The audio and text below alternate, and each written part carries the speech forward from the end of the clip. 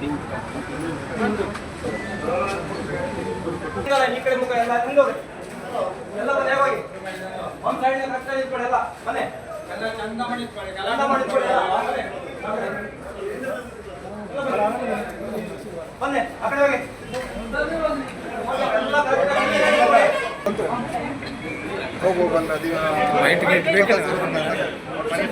ವಿಶ್ವ ವಿಶ್ವ ವಿಶ್ವ ವಿಶ್ವ ಏನಾರು ಪೊಲೀಸ್ ಇಲಾಖೆ ಹೊತ್ತಿಗೆ ವ್ಯಾಜ್ಯ ಮಾಡಲಿಕ್ಕೆ ನಾವು ಬಂದದ್ದಲ್ಲ ಅಲ್ವಾ? ಗೊತ್ತೇ ಹೇಳ್ರಿ, ನಾವು ಬಂದಿರೋದು ನಮ್ಮ ಅರಣ್ಯವಾಸಿಯ ಕುಟುಂಬದ ಓರ್ವ ಸದಸ್ಯರಾಗಿರುವಂತ ರಾಜು ತಿಪ್ಪನಾಯ್ಕ್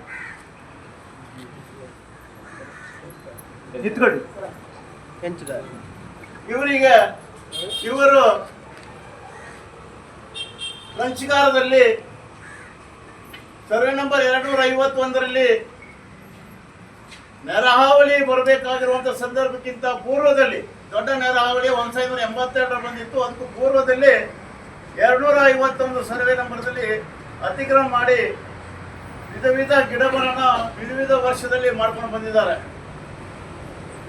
ಇವರ ಶಾವಳಿ ಕ್ಷೇತ್ರಕ್ಕೆ ಸಂಬಂಧಪಟ್ಟಂತೆ ಒಂದು ಮನೆ ಇರುವಂತ ಜಾಗದಲ್ಲಿ 2 ಎಕರೆ, ಇನ್ನೊಂದು ಕಡೆಗೆ 6 ಎಕರೆ.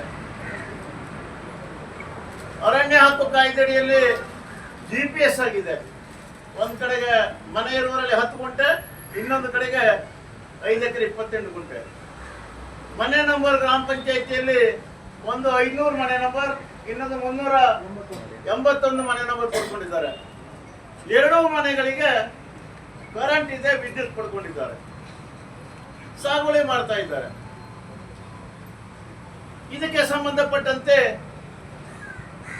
ಕಳೆದ ಕೆಲವು ತಿಂಗಳಿಂದ ಅನಾವಶ್ಯಕವಾಗಿ ಅರಣ್ಯ ಸಿಬ್ಬಂದಿಗಳಿಂದ ಕಿರುಕುಳಗಳಾಗ್ತಿತ್ತು. ತದನಂತರ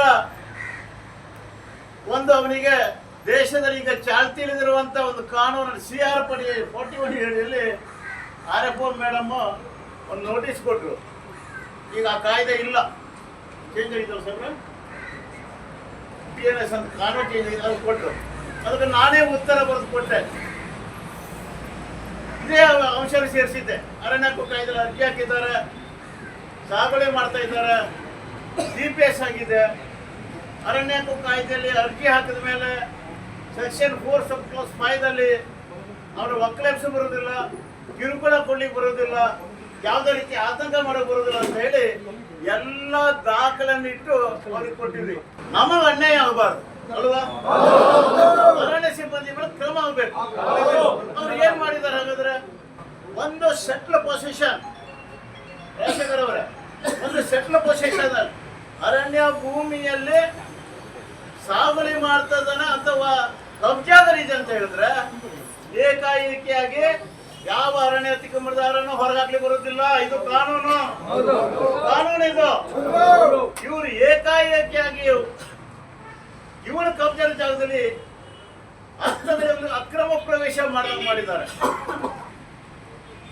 ಒಕ್ಕಲೆಬ್ಸ ಪ್ರಯೋಗ ಮಾಡಿದ್ದಾರೆ. ಈ ವ್ಯಕ್ತಿ ಅದು ಬಂದು ನಿಂತರೆ ಅವನಿಗೆ ಸುತ್ತುಗಟ್ಟಿಸಿ ಅವನಿಗೆ ಅಳುಗಾರದ ರೀತಿಯಲ್ಲಿ ಅಕ್ರಮವಾಗಿ ಬಂಧನ ಮಾಡಿಟ್ಟಿದ್ದಾರೆ. ಅಳುಗಾಡ್ಲಿಕ್ಕೆ ಕೊಟ್ಟಿಲ್ಲ. ಆ ವಿಡಿಯೋ ಮಾಡ್ಲಿಕ್ಕೆ ಬಂದ್ರೆ ಆ ವಿಡಿಯೋ ಮೊಬೈಲ್ ಅನ್ನು ಕಸ್ಕೊಂಡು ಹೋಗಿದ್ದಾರೆ.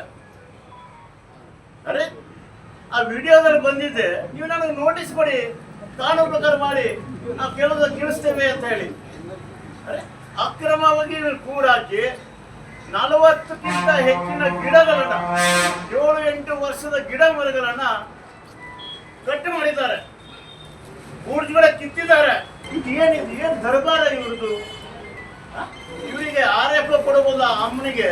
ಏನಾದ್ರು ನಿಮ್ಮಂಗ ಪೊಲೀಸ್ ಇಲಾಖೆ ಕೊಟ್ಟುಬಿಟ್ರೆ ಯಾರು ಬದುಕು ಆಟ ಇಲ್ಲಾಗಿತ್ತು.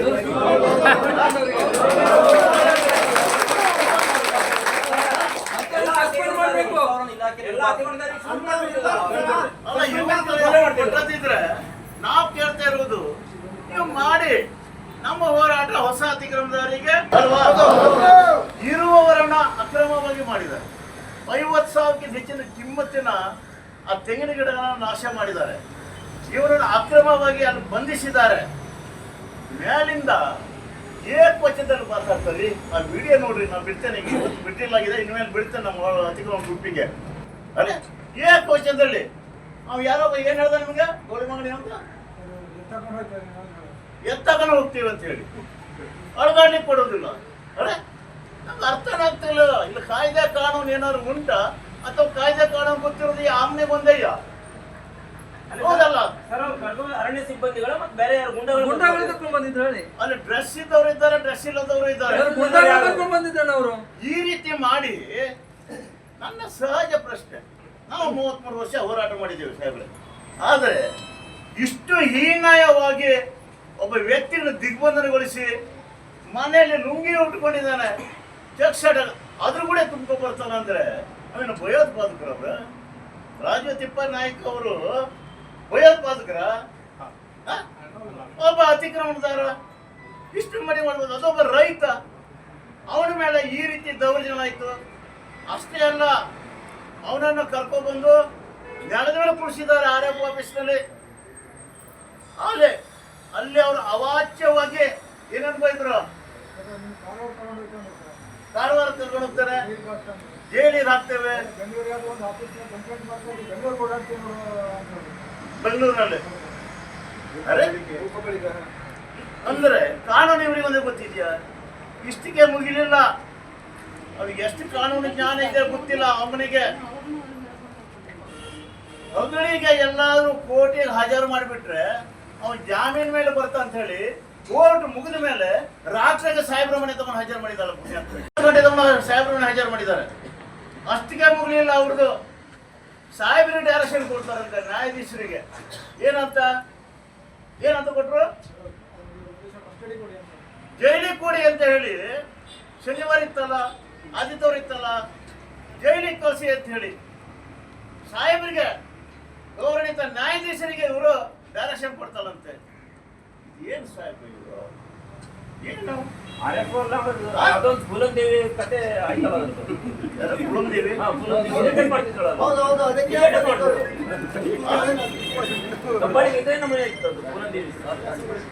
ಅಲ್ಲ, ನಾನು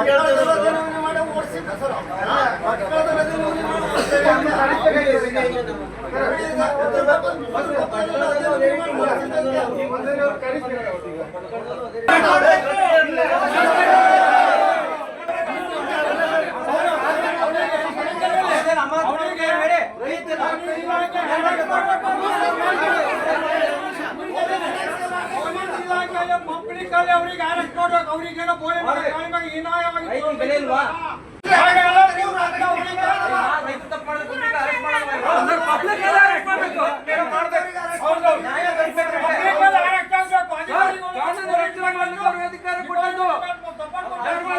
ಮಾಡ್ಲಿಕ್ಕಲ್ಲ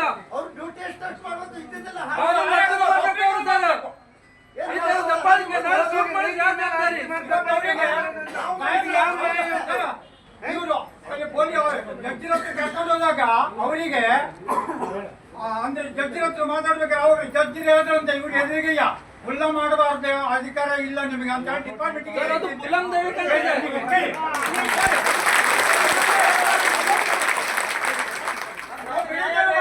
ಮಾತಾಡಲಿಕ್ಕೆ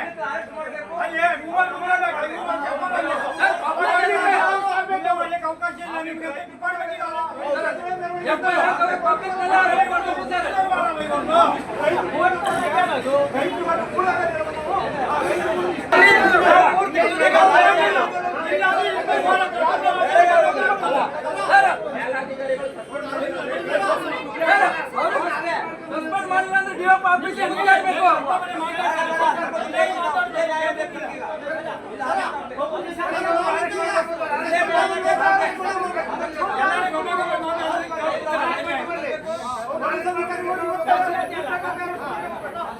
ಬಡವರಿಗಾದ್ರೆ 5 ನಿಮಿಷ ಎಫ್ಐಆರ್ ಮಾಡ್ತೀರಿ.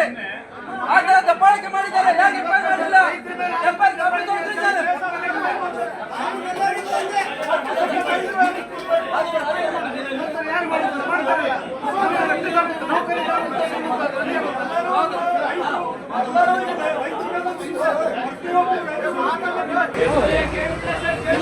ರವೀಂದ್ರ ನಾಯಕ್ ಸರ್ ಏನು ಮಾತಾಡಿದಾರಲ್ಲ, ಎಲ್ಲ ವಿಚಾರಗಳನ್ನ ಕೇಳಿಸ್ಕೊಂಡಿದ್ದೀವಿ. ಮತ್ತೆ ರಾಜು ತಿಪ್ಪಾಯಿ ನಾಯ್ಕ ಅವರು ಏನು ಬಂದು ದೂರು ಕೊಟ್ಟಿದ್ದಾರೆ 9ನೇ ತಾರೀಕಿಗೆ ನಮ್ದು ಠಾಣೆಯಲ್ಲಿ ದೂರು ಕೊಟ್ಟಿದ್ದಾರೆ. ಅದಕ್ಕೆ ಸಂಬಂಧಪಟ್ಟಂತೆ ಅವರ ದೂರನ್ನು ಸ್ವೀಕರಿಸಿಕೊಂಡಿದ್ದೇವೆ. ಅದಕ್ಕೆ ಸಂಬಂಧಪಟ್ಟಂತೆ ದೂರನ್ನ ಸ್ವೀಕರಿಸಿಕೊಂಡಿದ್ದೇವೆ. ಈಗ ಪ್ರಾಥಮಿಕ ವಿಚಾರಣೆ ಆಲ್ರೆಡಿ ಪ್ರಾರಂಭ ಮಾಡಿದ್ದೇವೆ. ನಿನ್ನೆ ಘಟನಾ ಸ್ಥಳಕ್ಕೂ ಕೂಡ ಹೋಗಿದ್ದೇವೆ ನಾವು. ಅವ್ರನ್ನ ಯಾರ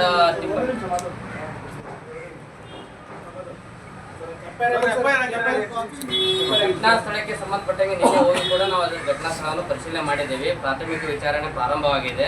ಪ್ರಾಥಮಿಕ ವಿಚಾರಣೆಯಲ್ಲಿ ಏನು ಕಂಡು ಬರುತ್ತಲ್ಲ ಅದರ ನಂತರ ನಾವು ಮುಂದಿನ ಕ್ರಮಗಳನ್ನು ದಾಖಲಾತಿಗಳನ್ನು ಯಾವುದೇ ಹೈಡ್ ಮಾಡೋದಿಲ್ಲ. ನಂತರ ಏನಾಗಬೇಕು ನಂತರ ನಾವು ಒಂದು ನಿಗದಿತ ಅವಧಿ ಮುಖಾಂತರ ನಾವು ಅದನ್ನು ಪ್ರೊವೈಡ್ ಮಾಡ್ತೀವಿ.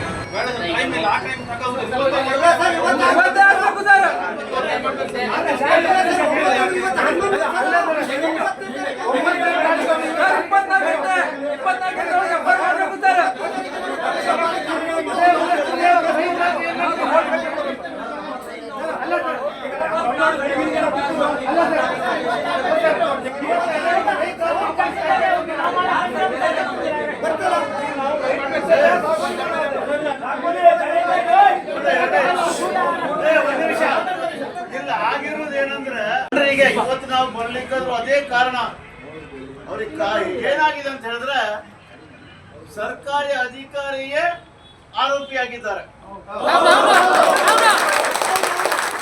ಒಂದು ನೀವು ಸಮಂಜಸವಾಗಿ ತನಿಖೆ ಮಾಡ್ಲಿಕ್ಕಿಲ್ಲ, ನಮಗೆ ನ್ಯಾಯ ಸಿಗುದಿಲ್ಲ ಅಂತ ಹೇಳಿ ಅವರು ಒತ್ತಡದಿಂದ ಈ ವಿಚಾರವನ್ನ ನಿಮಗೆ ಪ್ರಸ್ತಾಪ ಮಾಡ್ಲಿಕ್ಕೆ ಇವತ್ತು ನಿಮ್ಮ ಇಲ್ಲಿ ಬಂದಿದ್ದೇವೆ ಅಲ್ವಾ? ನಾನು ಮೊನ್ನೆಯಿಂದ ಫೋನ್ ಸರ್ ನೀವು ಸುಮ್ಮನೆ ಸರ್ ಮಾತು ನಂಬೇಡಿ, ಅದು ಕಾಕಿ ಸೇರಿ ಒಂದೇ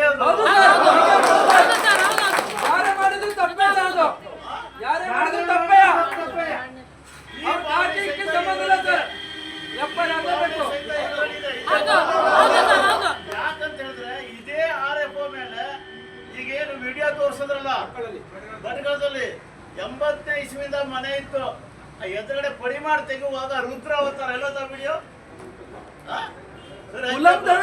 ಈ ರೀತಿ FR ಆಯ್ತು ಅವ್ರ ಮೇಲೆ RFO ಮೇಲೆ. ತನಿಖೆಯಲ್ಲಿ 2 ಕಾಕಿ ಸೇರ್ಕೊಂಡು ಹಾಗಾಗಿ ಅದು ಹಸರಾಗಿರುವುದರಿಂದ ಅದು ಗೊತ್ತು ಇವ್ರಿಗೆ ನಂಬಿಕೆ ಕಡಿಮೆ ಇದೆ ಅಲ್ವಾ? ಫಿರ್ಯಾದಿ ತಗೊಂಡವ್ರು ಇವರು ನಾನ್ ತನಿಖೆ ಮಾಡ್ತೀನಿ ಅಂತ ಹೇಳ್ತಾರೆ. ನಮಗ್ ನಿಮ್ಮ ಭದ್ರತೆ ಸಾಕಾಗುದಿಲ್ಲ. ನೀವು ಯಾರಾದ್ರೂ ಹಿರಿಯ ಅಧಿಕಾರಿ ಜೊತೆಗೆ ನಮಗೆ ಕಳಿಸಿ ಇಲ್ಲ ಮಾತಾಡಿ ಏನು ಅಂತ ಹೇಳಿ ಇಲ್ಲೇ ಕುಂತ್ಕೊಳ್ತೇವೆ FIR ಆಗುವವರೆಗೆ. 15 ರಾತ್ರಿ ಆಗಲಿ ನಾವಿಲ್ಲೇ ಕುಂತ್ಕೊಳ್ತೇವೆ FIR ಆಗುವವರೆಗೆ. ಅಂದ್ರೆ ಹುಟ್ಟಿದ ಮಕ್ಕಳನ್ನ ಕೊಲೆ ಮಾಡುದು ಅದು ಅಧರ್ಮ, ನೆತ್ತಿ ಗಿಡ ಕೀಳುದು ಅದು ಅಧರ್ಮ, ಕೀಳುದು ಅಧರ್ಮ, ಆಮೇಲೆ ತೋಟದ ಬಾವಿ ಮುಚ್ಚುದು ಅಧರ್ಮ. ಈ ಅಧರ್ಮದ ಕಾರ್ಯಕ್ರಮದಲ್ಲಿ ಯಾವ ಡಿಪಾರ್ಟ್ಮೆಂಟ್ ಭಾಗವಹಿಸುವುದಿಲ್ಲ. ಈ ಅರಣ್ಯ ಇಲಾಖೆಯವರ ಅಜಾಗ್ರತೆಯಿಂದಲೇ ಅತಿಕ್ರಮಣ ಮೂಲತಃ ಪ್ರಾರಂಭ ಆಗಿತ್ತು. ಈಗ ಅವರ ಅಜಾಗ್ರತೆಯಿಂದಲೇ ಎಲ್ಲ ಜನ ಸಾಯುವುದು ಶುರು ಮಾಡ್ತಾರೆ ಸಂಬಂಧಕ್ಕೆ. ನಾವೆಲ್ಲ ಇನ್ನು ಪರಿಸ್ಥಿತಿ ಹೇಳಿದರೆ ಕೇಳಿದ್ರೆ ಇದೇ ತರ ಮುಂದುವರೆದ್ರೆ ಎಲ್ಲ ನೇಣಿಗೆ ಶರಣಾಗುವಂತ ಪ್ರಸಂಗ ಬಂದಿದೆ. ಅಂತ ಸನ್ನಿವೇಶಕ್ಕೆ ತನಿಖೆ ಮಾಡಿ ಸ್ವಲ್ಪ ಎಲ್ಲ ದಾಖಲೆಗಳನ್ನ ಏಕಕಾಲಕ್ಕೆ ಪಡೆಯಲು ಕಷ್ಟ ಆಗುತ್ತೆ. ಇದೆಲ್ಲ ದಾಖಲೆಗಳನ್ನ ತೆಗೆದುಕೊಂಡು ತಂದು ಎಲ್ಲ ಕೂಡಿಸ್ಬಿಟ್ಟು ಅದು ಅದರಲ್ಲಿ ಆಯ್ತು ಅಂದ್ರೆ ಕ್ರಮ ಕೈಗೊಳ್ತೀವಿ ಅಂತ ಹೇಳಿದ್ದಾರೆ. ಈ ಬಗ್ಗೆ ತಗೊಂಡ್ರೆ ಕ್ರಮ ಅಂತ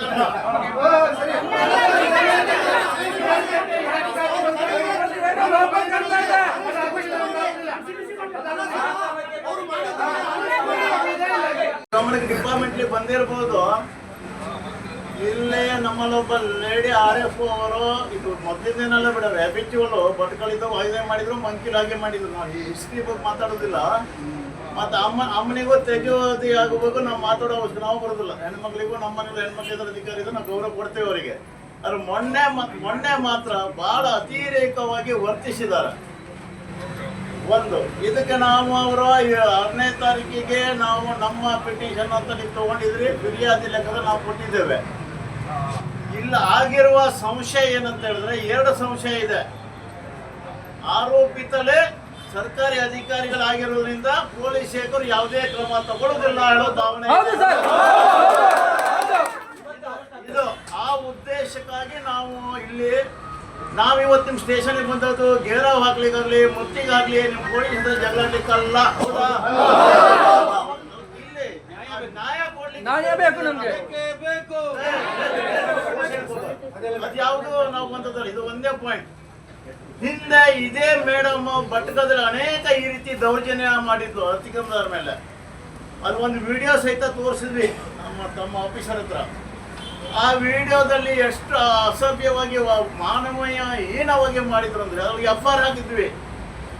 ಚಾರ್ಜ್ ಶೀಟ್ ಆಗೋತ್ತಿಗೆ ಬಿ ರಿಪೋರ್ಟ್ ಆಗೋಯ್ತು. ಹಾಗಾಗಿ ನಮ್ಮ ಅರಣ್ಯವಾಸಿಗಳು 3 ದಿವಸ ನನ್ನ ಒತ್ತಡ ಏನಂದ್ರೆ ಅದು ಎರಡು ಕಾಕಿ ಸರ್, ಹಂಗ ನಮ್ಗೆ ನ್ಯಾಯ ಸಿಗ್ಲಿಕ್ಕೆ ಸಾಧ್ಯತೆ ಇಲ್ಲ ಹೇಳೋ ಭಾವನೆಯನ್ನ, ಇದು ಭಾವನೆ. ನಾನು ಮಾತಾಡ್ತಿರೋದು ನನ್ನ ವೈಯಕ್ತಿಕ ಇಲ್ಲ ವಿಚಾರ. ಸರ್, ಅದೇ ತರ ಆಗೋದು, ಅದೇ ನಮ್ದು ಜನರ ಭಾವನೆ. ಇವರು ಇಲಾಖೆ ಸಪೋರ್ಟ್ ಮಾಡ್ತಾರೆ, RF. ಮತ್ತೊಂದು ಮಾತು ಹೇಳ್ತೇನ್ರಿ, ನಮ್ಮ ಈ ರಾಜೀವ್ ತಿಪ್ಪೇಸ್ವಾಮಿ ನಾಯಕ ಏನು ದರೋಡೆಕಾರ ಅಲ್ಲ, ನಕ್ಸಲೈಟ್ಸ್ ಅಲ್ಲ, ದೇಶದ್ರೋಹಿ ಅಲ್ಲ. 40 ಜನರಿಗೆ ಕರ್ಕೊಂಡು ಹೋಗ್ತಾರೆ. ಅದರೊಳಗೆ ಡ್ರೆಸ್ ಇಲ್ದಿದ್ದವರು ಇದ್ದಾರೆ ಸರ್. ಅವ್ರು ರೌಡಿಗಳು ಕರ್ಕೊಂಡು ಹೋಗಿದ್ದವಳು. ಅವ್ರು ಏನಂತ ತಿಳ್ಕೊಬೇಕು ನಾವು. ಮತ್ತೆ 3 ಜೀಪ್ ತಗೊಂಡೋಗಿದ್ದಾರೆ. ಮತ್ತೆ ಒಂದು ಸೆಟ್ಲ್ ಪೊಸಿಷನ್, ಒಂದು ಅರಣ್ಯ ಭೂಮಿಯನ್ನ ಸಾಗುವಳಿ ಮಾಡಿ 7-8 ವರ್ಷ ಗಿಡ ತುಂಬ್ಕೊಂಡು ಬಂದಿದ್ದಾರೆ, ಕೊಚ್ಚಿದ್ದಾರೆ, ಕಡ್ದಿದ್ದಾರೆ. 7-8 ವರ್ಷದ ಗಿಡ ಇದೆ ಅಂತ ಹೇಳಿದ್ರೆ 7-8 ವರ್ಷದ ಅತಿಕ್ರಮ ಹಿಂದೆ ಮಾಡಿ ತಿಳ್ಕೊಳ್ಳಿ. 30 ವರ್ಷ 40 ವರ್ಷ ಬೇಡ, 8 ವರ್ಷ ಹಿಂದಿಂದಲೇ ಗಿಡ ನೆಟ್ಟಿದ್ದಾನೆ ಅಂತ ಹೇಳಿದ್ರೆ ಇವರು ವಾಚ್ಮನ್, ಗಾರ್ಡು, ಫಾರೆಸ್ಟ್ ಅವ್ರನ್ನ ಕತ್ತೆ ಕಾಯ್ತಿದ್ರು. ನಾನೇ ಸರ್ಕಾರಿ ಕಟ್ಟ ನಿಂತು ಬೀಂಗ್ ಅಡ್ವೊಕೇಟ್ ಆಗಿ ಮಾತಾಡಬಾರ್ದು, ಅದ ಕೇಳ್ಬೇಕಾಗ್ತದೆ. ಈಗ ವೈಫಲ್ಯ ಆಗಿರೋದು ಅರಣ್ಯ ಸಿಬ್ಬಂದಿಗಳು, ಅವ್ರ ಮೇಲೆ ಆಕ್ಷನ್ ತಗೊಳ್ಬೇಕು, ಅವ್ರ ಮೇಲೆ ತಗೊಳ್ಬೇಕು. ಈಗ ನಾವು ಇಲ್ಲಿ ಮಂಜೂರಿ ಬಗ್ಗೆ, ಮಂಜೂರಿ ಅರಣ್ಯರ ಬಗ್ಗೆ ನಾವು ಚರ್ಚೆ ಮಾಡ್ಲಿಕ್ಕೆ ಬಂದಿಲ್ಲ ಸಾಹೇಬ್ರೆ. ನಾವು ಬಂದಿರೋದು ಕ್ರಿಮಿನಲ್ ಅಫೆನ್ಸ್ ಆಗಿದೆ. ಅವನಿಗೆ ದಿಗ್ಬಂಧನ ಹೊರಗೆ ಅಳಗಾಡ್ಲಿಕ್ಕೆ ಕೊಟ್ಟಿಲ್ಲ ಪುಣ್ಯಾತ್ಮನಿಗೆ. ಲುಂಗಿ ಮೇಲೆ ತಗೊಬಂದಾರೆ ಸ್ವಾಮಿ, ರಾತ್ರಿ ತಗೊಬಂದಾರೆ. ಮತ್ತೆ ಉತ್ಕೊಳ್ಳೋಕೆ ಜಾಗ ಕೊಟ್ಟಿಲ್ಲ, ನೆಲದ ಮೇಲೆ ಕುಡಿಸಿದ್ದಾರೆ. ಅಷ್ಟು ಹೀನಸ್ ಅಫೆನ್ಸ್ ಮಾಡಿದಾನಂತ. ಒಬ್ಬ ರೈತ ಅಲ್ರಿ ಆತ, ಒಬ್ಬ ರೈತ. ಮತ್ತೆ ಮೇಲಿಂದ ಜಡ್ಜ್ ಸಾಹೇಬ್ರ ಮುಂದೆ ಆರ್ಗ್ಯುಮೆಂಟ್ ಮಾಡ್ತಾರಂತೆ, ಅವ್ನು ಒಳಗಡೆ ಸರ 1 ದಿವಸ ಅಂತ ಹೇಳಿ. ಅದು ನಾವು ನಂತರ ನೋಡ್ಕೊಳ್ತೇವೆ. 21ನೇ ತಾರೀಕಿಗೆ ನಾವು ಅವ್ರ ಆಫೀಸಿಗೆ ಹೋಗ್ತಾ ಇದ್ದೇವೆ. ಹೌದವಾ? ಆಫೀಸಿಗೆ ಹೋಗಿ ಅವಳಿಗೆ ಏನೇನು ಹೇಳಿದ CCFಗೂ ಲೆಟರ್ ಕೊಟ್ಟಿದ್ದೀವಿ, ಅದನ್ನು ನಾವು ಮಾಡ್ತೇವೆ, ಪ್ರಶ್ನೆ ಇಲ್ಲ. ಈಗ ನಮಗೆ ಬೇಕಾಗಿರೋದಂದ್ರೆ ಜನರು, ಅರಣ್ಯವಾಸಿಗಳು, ಸಾರ್ವಜನಿಕ ಚರ್ಚೆ ಆಗೋದು ಅಂದ್ರೆ ನಿಮ್ಗೆ ಯಾವ ಕಾರಣಕ್ಕೂ ನ್ಯಾಯ ಸಿಗುವುದಿಲ್ಲ ಅಂತ ಹೇಳ್ತಿದ್ದಾರೆ. ಹಾಗಾಗಿ ನಿಮ್ಮ ಅಧಿಕಾರಿಗಳಿಗೆ ಕೇಳಿದ್ರೆ ಪ್ರಾಥಮಿಕ ತನಿಖೆ ಆಗಬೇಕು. ಎಷ್ಟು ದಿವಸ ಸ್ಪಷ್ಟತೆ ಕೊಡ್ತಾ ಇಲ್ಲ. ಈಗ ನಾವು ಏನು ಮಾಡ್ಬೇಕೀಗ? ನಮ್ಮಲ್ಲಿ ಇರುವಂತ ಆಗ್ರಹ ಅಂದ್ರೆ FIR ಕೊಡ್ದಂಗೆ ಇಲ್ಲೇ ಉಳ್ಕೊಳ್ಳುವ, ಮೇಳಗಳು ಒಳ್ಳೆ ಜಾಗ ಇದೆ ಅಂತಾರೆ ಅವರು.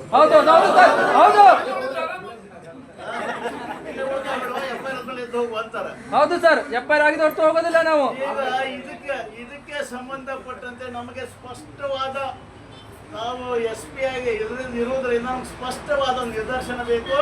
ಅವಕಾಶಗಳಿದ್ರೆ ನಾವು ಇಲ್ಲಿಂದ ಎದ್ದು ಹೋಗ್ತೇವೆ ಅಲ್ವಾ? ಇಲ್ಲ ಅಂತ ಆಗಿದ್ರೆ ಅವ್ರ ಜನಗೆ ಬಹಳ ನೊಂದಿದ್ದಾರೆ. ಇಲ್ಲಿ ಬಂದಿರುವುದಂದ್ರೆ ಇಡೀ ಪೊಲೀಸ್ ಇಲಾಖೆ ಮೇಲೂ ಒಂದು ನಂಬಿಕೆ ಪ್ರಶ್ನೆಗಳು ಜನರು ಹುಡ್ಕೊಂಡ್ಬಿಟ್ಟಿದ್ದಾರೆ ಸಾಮಾನ್ಯವಾಗಿ. ಹಾಗಾಗಿ ನಾನು ನಿಮ್ಮಲ್ಲಿ ನಾನು ಸ್ಪೀಕರ್ ಮಾತಾಡ್ತಿದ್ದಾನೆ ಸಾಹೇಬ್ರೆ. ಮತ್ತೆ ಅಂದ್ರೆ ಅವರಿಗೂ ಗೊತ್ತಾಗಬೇಕಲ್ಲ, ಇಲ್ಲ ನಾವು ಮತ್ತವ್ರನ್ನ ತಿಳ್ಕೊಂಡ್ರು ವಕೀಲರು ಪೊಲೀಸರು ಒಟ್ಟಾಗ್ಬಿಟ್ಟಾರೆ. ನೀವು ಅವ್ರ ಜೊತೆಗೆ ಇದ್ದೀರಿ, ಭಾಳ ಸಂತೋಷ. ನೀವು ರೈತರ ಮಕ್ಕಳು, ಸಂತೋಷ. ಈಗ ನಮಗೆ ನ್ಯಾಯ ಕೊಟ್ರೆ ನಾವೇನಾದ್ರೂ ಒಂದು ಕ್ರಮ ತಗೊಳ್ತೇವೆ. ಇಲ್ಲ ಅಂತ ಹೇಳಿದ್ರೆ ನಮ್ಮ 21ನೇ ತಾರೀಕಿಗಂತೂ ನಾವು ಅರಣ್ಯ ಇಲಾಖೆ ಹೋಗೋದು ಶತಸಿದ್ಧ ಅಲ್ವಾ? ಅಲ್ಲಿ ಅವ್ರಿಗೆ ಏನು ಕೇಳಬೇಕು, ಏನು ಮಾಡಬೇಕು ಅದು ನಾವು ಮಾಡ್ತೇವೆ. ಅಲ್ಲಿ ಅರಣ್ಯವಾಸಿಗಳ ಮೇಲೆ ಆಗಿರುವಂಥ ಒಂದು ದೌರ್ಜನ್ಯ ಪ್ರಕರಣ ಸಂಬಂಧಪಟ್ಟಂತೆ ಕೊಟ್ಟಿರುವಂಥ ಫಿರ್ಯಾದಿಗೆ ಸಮಗ್ರವಾಗಿ ತನಿಖೆಗಳಾಗಬೇಕು, ಕಾನೂನು ಕ್ರಮವನ್ನು ತೆಗೆದುಕೊಳ್ಬೇಕು. ಅದರ ಜೊತೆಯಲ್ಲಿ ಸಂಬಂಧಪಟ್ಟಂಥ ಅರಣ್ಯ ಅಧಿಕಾರಿಗಳನ್ನು, ಸಿಬ್ಬಂದಿಗಳನ್ನು ಬಂಧಿಸಬೇಕು ಅಂತ ಆಗ್ರಹಿಸಿ ನಾವು ಇವತ್ತು ಚರ್ಚೆ ಮಾಡಲಿಕ್ಕೆ ಸ್ಟೇಷನಿಗೆ ಬಂದಿದ್ವಿ. ಸಮಗ್ರವಾಗಿ ನಮ್ಮ ಸಮಸ್ಯೆಗಳನ್ನು, ಕಾನೂನು ಬಾಹಿರ ಕೃತ್ಯಗಳನ್ನು ನಾವು ಮಂಡಿಸಿದ್ವಿ. ಈ ಸಮಸ್ಯೆಗಳನ್ನು ಅತಿ ಶೀಘ್ರದಲ್ಲಿ ಪ್ರಥಮ ವರ್ತಮಾನ ವರದಿಯನ್ನು ಸಲ್ಲಿಸಿ ಕ್ರಮ ಜರುಗಿಸಬೇಕಂತ ಆಗ್ರಹ ಮಾಡಿದಾಗ ನಮ್ಮ ಬೇಡಿಕೆಗೆ ಜಿಲ್ಲಾ ಪೊಲೀಸ್ ವರಿಷ್ಠಾಧಿಕಾರಿ ಹೆಚ್ಚುವರಿಯಾಗುವಂಥ ಜಗದೀಶ್ ಅವರು ಫೋನಿನಲ್ಲಿ ಮಾತನಾಡಿ ಅವರು ಕರ್ತವ್ಯದಲ್ಲಿ ಚಿಕ್ಕಮಗಳೂರು ಇರುವುದರಿಂದ ಅವರು ಪ್ರಸ್ತಾಪ ಮಾಡೋದ ಬಗ್ಗೆ ಒಂದು ವಿಷಯನ ಹೇಳಿದ್ದಾರೆ. ಮೊದಲನೇದು, ಯಾವ ಕಾರಣಕ್ಕೂ ಈ ತನಿಖೆಯಲ್ಲಿ ಲೋಪ ಮಾಡುವುದಿಲ್ಲ. ಎರಡನೇದು, ಅರಣ್ಯ ಇಲಾಖೆಯವರಿಂದ ಈ ತನಿಖೆಯಲ್ಲಿ ಯಾವುದೇ ರೀತಿಯ ಹಸ್ತಕ್ಷೇಪ ಮಾಡಲಿಕ್ಕೆ ಅವಕಾಶ ಕೊಡುವುದಿಲ್ಲ.